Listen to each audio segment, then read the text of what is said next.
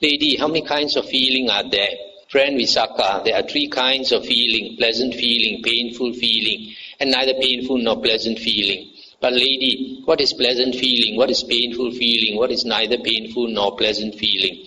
Friend Visakha, whatever is felt bodily or mentally as pleasing and soothing is pleasant feeling.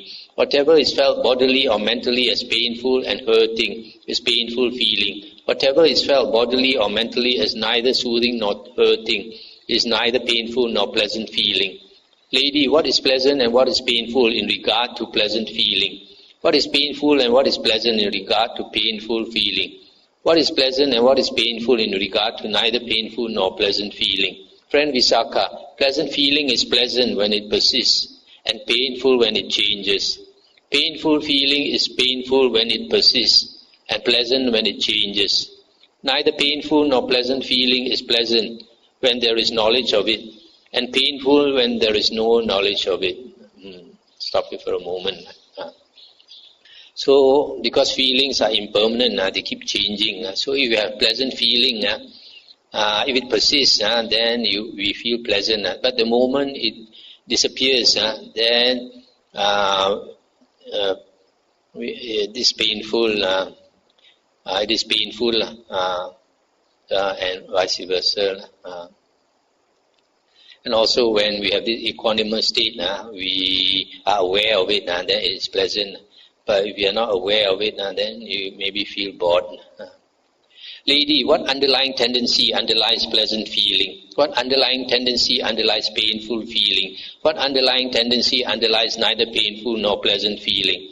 Friend Visakha, the underlying tendency to lust underlies pleasant feeling. The underlying tendency to aversion underlies painful feeling. The underlying tendency to ignorance underlies neither painful nor pleasant feeling. Lady, does the underlying tendency to lust underlie all pleasant feeling? Does the underlying tendency to aversion underlie all painful feeling? Does the underlying tendency to ignorance underlie all neither painful nor pleasant feeling? Friend Visakha, the underlying tendency to lust does not underlie all pleasant feeling. The underlying tendency to aversion does not underlie all painful feeling. The underlying tendency to ignorance does not underlie all neither painful nor pleasant feeling. Lady, what should be abandoned in regard to pleasant feeling? What should be abandoned in regard to painful feeling? What should be abandoned in regard to neither painful nor pleasant feeling?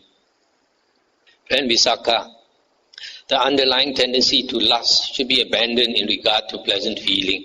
The underlying tendency to aversion should be abandoned in regard to painful feeling. The underlying tendency to ignorance should be abandoned in regard to neither painful nor pleasant feeling. Lady, does the underlying tendency to lust have to be abandoned in regard to all pleasant feeling? Does the underlying tendency to aversion have to be abandoned in regard to all painful feeling? Does the underlying tendency to ignorance have to be abandoned in regard to all neither painful nor pleasant feeling? Friend Visakha, the underlying tendency to lust does not have to be abandoned in regard to all pleasant feeling. The underlying tendency to aversion does not have to be abandoned in regard to all painful feeling. The underlying tendency to ignorance does not have to be abandoned in regard to all neither painful nor pleasant feeling. Here, friend Visakha, quite secluded from sensual pleasures, secluded from unwholesome states, a monk enters upon and abides in the first jhana, which is accompanied by applied and sustained thought, with delight and pleasure born of seclusion. With that, he abandons lust, and the underlying tendency to lust does not underlie that. Here a monk considers thus: when shall I enter upon and abide in that base that the noble ones now enter upon and abide in? In one who thus generates a longing for the supreme liberation, grief arises with that longing as condition. With that, he abandons aversion, and the underlying tendency to aversion does not underlie that. Here, with the abandoning of pleasure and pain, and with the previous disappearance of joy and grief, a monk enters upon and abides in the fourth jhana, which has neither pain nor pleasure, and perfect purity of mindfulness and equanimity. With that, he abandons ignorance, and the underlying tendency to ignorance does not underlie that. Let's stop here for a moment. So, when we experience pleasant feelings, worldly pleasant feelings, That means worldly pleasant feelings arise because of seeing a beautiful form, or hearing a beautiful sound, or smelling a nice odor, or tasting good food, or having a pleasant touch. So that type of worldly pleasures, when we experience it, the underlying tendency to lust arises.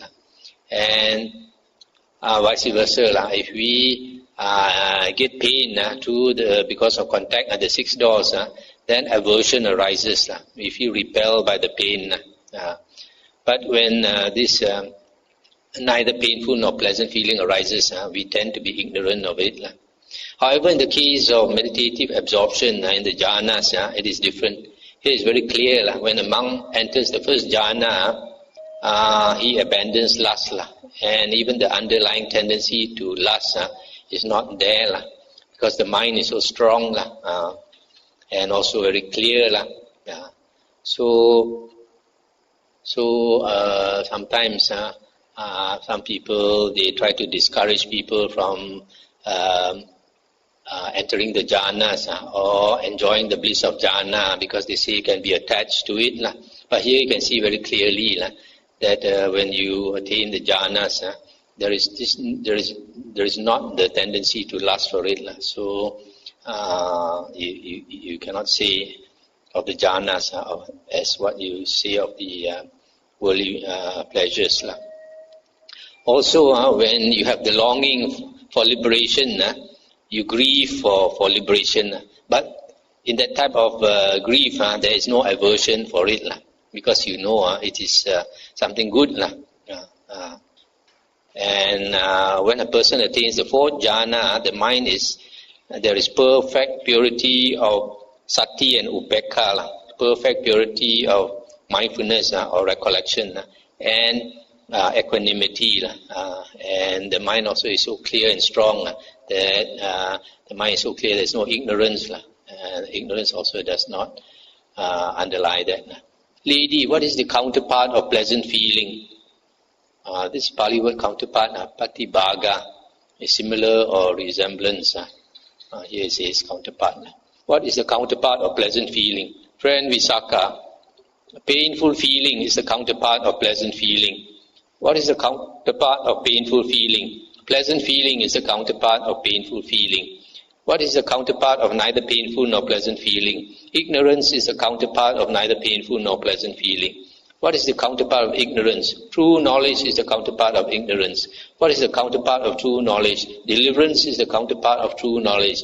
What is the counterpart of deliverance? Nibbana is the counterpart of deliverance. Lady, what is the counterpart of Nibbana? Friend Visakha, you have pushed this line of questioning too far. You are not able to grasp the limit to questions. For the holy life, friend Visakha, merges in Nibbana, culminates in Nibbana, ends in Nibbana. If you wish, friend Visakha, go to the Blessed One and ask him about the meaning of this. As the Blessed One explains it to you, so you should remember it. Then the lay follower Visakha, having delighted and rejoiced in the nun Dhammadina's words, rose from his seat, and after paying homage to her, keeping her on his right, he went to the Blessed One. After paying homage to him, he sat down at one side and told the Blessed One his entire conversation with the nun Dhammadina. When he had finished, the Blessed One told him, the nun Dhammadina is wise, Visakha. The nun Dhammadina has great wisdom. If you had asked me the meaning of this, I would have explained it to you in the same way that the nun Dhammadina has explained it. Such is its meaning, so you should remember it. That is what the Blessed One said. The lay follower Visakha was satisfied and delighted in the Blessed One's words.